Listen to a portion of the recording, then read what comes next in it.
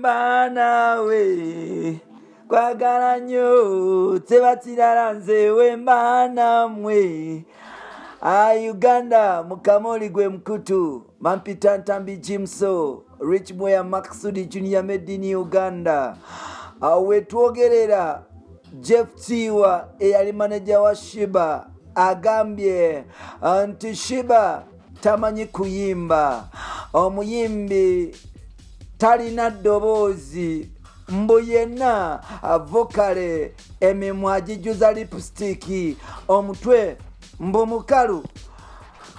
Sheebah agamba nti Mukama yamba kuba wetugenda wazibu nnyo olutalo lwa Jeff Tiwa Sheebah Karungi omuyimbi Pinky lukyagenda mu maaso.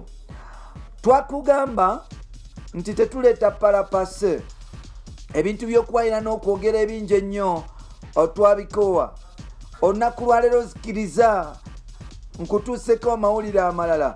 Omuyimbi amanyikiddwa nga Sheebah Karungi nabwe kityo asazeewo kudda eri Mukama kubanga ate nga kamyuni bwe yayimba nti Bayuda tuyita nabo era bwe kityo Jeff Tiwa ayongedde okuba nti atukiriza oluyimba lwa Jose Chameleone lwe yayimba edda Bayuda lwa Meka I think lwa 2029.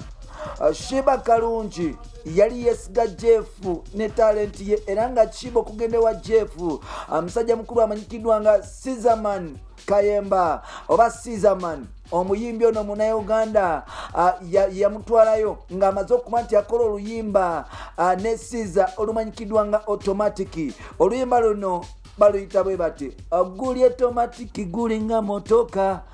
Yes, oluyimba olwo balukola mu 2011 balukolera mu Swanks Avenue. Omusajja mukulu amanyikiddwa nga Benoni Mugumbya yagenda mu maaso n'okuba nti akola oluyimba luno. Bakwata video mpola mpola Caesarman n'introducinga Jeff Tiwa ku Sheebah Karungi era nga Sheebah Karungi yasobola okuba nti asucceedinga.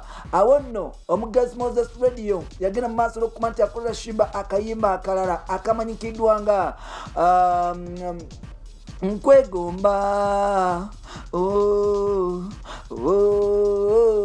akayimba ako bakakola ne musajja mukulu amanyikiddwa nga Wizo Dimanizo Simba Wizo Manizo era nga ono naye muganda wa Chameleone.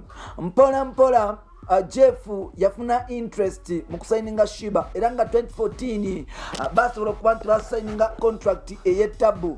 Jukira kali Automatic bakakola 2011 2012 nakola nkwegomba ne Wizomanizo 2014 nakola album namba eyaliko oluyimba nga Ice Cream Self Service wafuuka nkwagula obeera nkwagula ndeka nga yakadduke wa Keko n'ebisigaddewo. Sheebah ne bakola ne Jeff ebbanga lyonna era nga emyaka gino gyonna babadde bakola bulungi wabula nga ate lubadde olunaku lwaleero Jeff Tiwa nakawannaŋŋamula n'agamba nti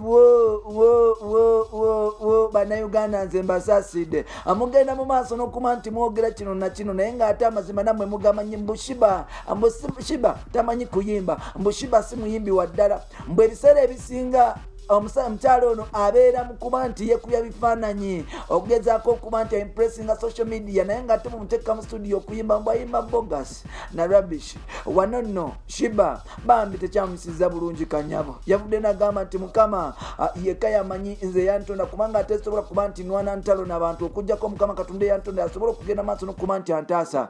Sheebah avudde n'agamba nti Jeff Tiwa nakola naye okumala ebbanga ppitirivu era nga simulinaako obuzibu wabula ate neewuunya bw'atandika okuba nti agenda maaso n'okuba nti ankolako statement bwe zityo ng'agamba nga bwe simanyi kuyimba ng'agamba nga bwe ndi omuyimbi wa lipstick ng'agamba nga bwe ndi omuyimbi ow'enjawulo. Jjukira nti way back waliwo amawulire gatambula mbu Sheebah si muyimbi mbu kyamanyi kuba nti kusinamira abantu mbu okwemoola n'okusinama ku stage mbu byasobola naye okuba lwaggo owa ddala mbu tamusobolera ddala olutalo lukyali awo. Sheebah Karungi avudde n'agamba nti ye talina buzibu na Jeff Tiwa era ajjagenda maaso n'okuba nti yakola emirimu gye kubanga ate Jeff si ye Katonda ate nga akimanyi bulungi nti oba oliawo ajja kuwangula ensi eno. Sheebah yasobola okuba nti addayo ne wa Mukama Katonda nga etwogera temugenda kuddamu kulaba Sheebah akunama temugenda kuddamu kulaba Sheebah yes a bad girl temugenda kulaba Sheebah muyaga. Sheebah yasobodde okuba nti yerebrandinga bupya era nga ekiriwo Karungi Sheebah munnaffe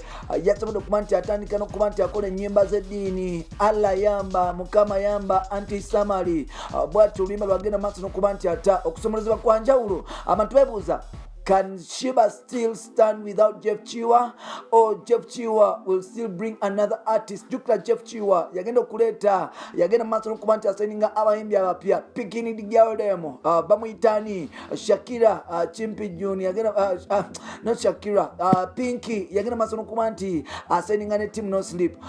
Jeff Kiwa yagenda maaso n'okuba nti aleta musajja mukulu amanyikiddwa nga Summer Soldier owa Red Zone Entertainment ku board era nga yagenze maaso n'okuba nti asayininga n'okuba nti akola ne mukyala mukulu amanyikiddwa nga Shakira yali mu Team Good Music ya Palaso yavayo n'atandika okuba nti naye agenda bwatyo, so yagenze mu Team No Sleep. Jeff Kiwa kyetwebuuza, will Jeff still survive without Sheebah or not? Because abadde talent nyingi ez'enjawulo ez'amaanyi ng'oba oliawo omusuubira nti Palaso ne bw'anaagenda ajja kufuna omuyimbi nga omulala asobola okuba nti abikola. Sheebah is talented in her own way. Sakala gamba mbu Sheebah is not talented. Sheebah is talented in her own way. Anti ye muntu gosobola okuba nti olaba asobola okukwata oluyimba n'alwambala nga bwe luli, asobola okuba nti akola choreography w'ettabu ng'amba mu mazina alina attitude za video and like she looks to be a star. So n'olwekyo sijja gamba mbu Sheebah is not talented, but will Pinky succeed mu Team No Sleep or not? Because like tulabye scandals nyingi, will it affect Sheebah, Pinky or Team No Sleep boss Jeff Kiwa? Let us wait and see. Tujja kulaba amaanyi awo ani alina kumaanyi natalina maanyi tosobola kwantambula ffenna. Omukutu guli mugwayingana Mukamooli bamutandiki Jimso Rich Boy Maxud Germany in Uganda. Kankomeo nate era mu part 2. Bye bye.